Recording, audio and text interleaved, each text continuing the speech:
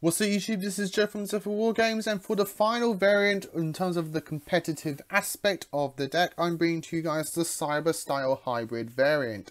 This is trying to get a good synergy between both Cyber Darks and Cyber Dragons to give you some of the best options of both all into one simple, nice and neat package. So, before I get to this, if you enjoy this, give us a like and subscribe down below. Ding that notification bell, because obviously if you enjoy a person's content here on YouTube, you don't want to miss out on that content. And that notification bell helps prevent that. And all of that is greatly appreciated. And thank you guys so much for doing so. So, with all that said and done, let's get into this competitive cyber style deck. So, in comparing this between the budget variant of the Cyber Star that we put up onto the channel, not much has changed too drastically. It's kind of just like one swap for another swap, and for my personal ratios as well. So to start off with the Cyber Dragon lineup, we're playing 10 of them. That is 3 Cyber Dragons, 3 Cores, 3 Hertz, and 1 Nashta. You could bump Nashta to 2 if you want. Personally, I like the 10 lineup. You got your 3 main Cyber Dragons. This is to make Machine Dupe mostly live. Otherwise, you would probably just play one of them. If you want to utilize Machine Dupe as a valid card in the deck, you need to play at least 2 Cyber Dragons. I've gone for 3 though, just because why not? Core is the best card in the deck, and the more Cyber Dragon focused variant, or any variant that aspects of Cyber Dragon a bit more, Hertz is amazing, because essentially every time you get Hertz into a graveyard, it's a recurrence, which is why we're only playing the 1 Nashta. You could play 2 if you want. I do see people playing 2 sometimes, but to me personally, I feel like you have the 3 cores to get to Nashta, so you've got like 4 Nashtas there.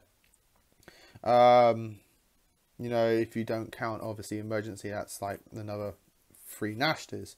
But once Nashta is then in the graveyard, your Hertz then becomes the next line of Nashta, because once you get to Hertz, you get Hertz to grave, Hertz then recurs Nashta back to hand, and then you use Nashta again.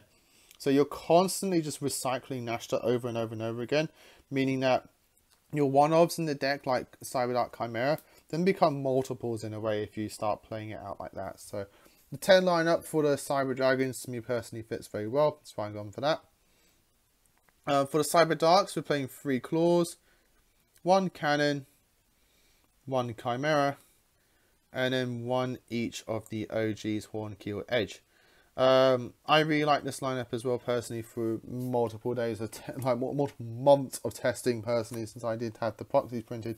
This lineup always feels well to me. Claw you want to play maximum of, because Claw gets into any of your Cyber Dark spells, which means they get into any of this and start getting these into circulation. Once you get these into circulation into the graveyard, making things like Cyber Darkness then just become like a piece of cake. Like, it's so easy.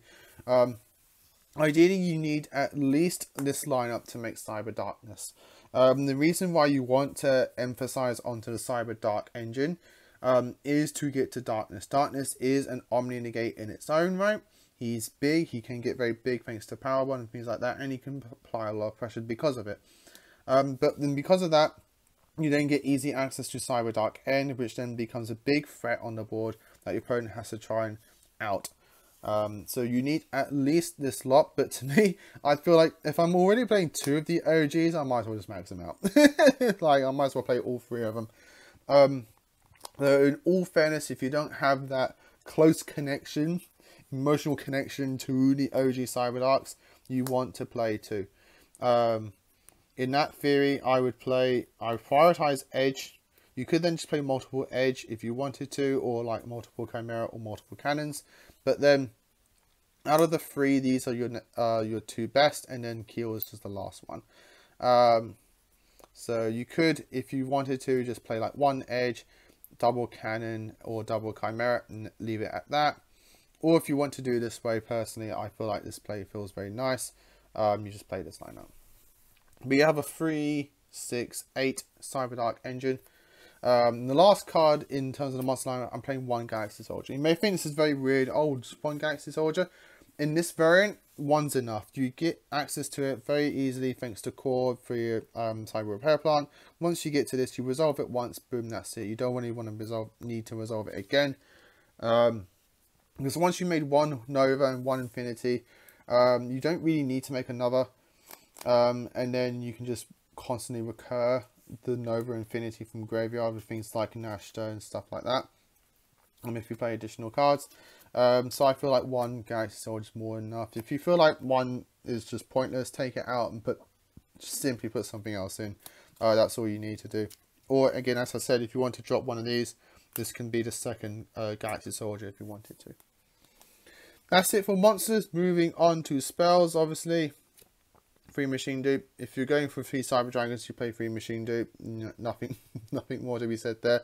For your cyber spells, we're playing the 3 Emergency, self-explanatory. 1 Repair Plant. You can bump this up to 2 if you want to. I think 1's small enough. And then 1 Realm and then 1 Horizon to round up the cyber spells searches at least.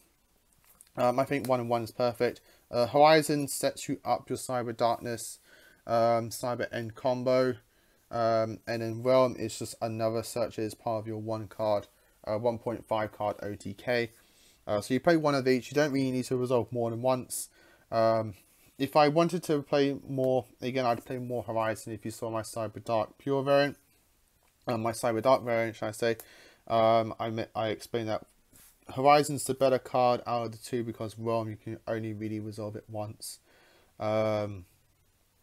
Hypothetically, so you want to play more Horizons. Moving on to the hand trap killers, we're playing the 1 Called by the Grave and then the triple tactics talents if you have them. I'm actually waiting for mine in the post as of recording this, which is very cool, of cross out designators. But if you wanted to play that, you'd have to like change the deck around a lot because you need to then fit in room for the hand traps.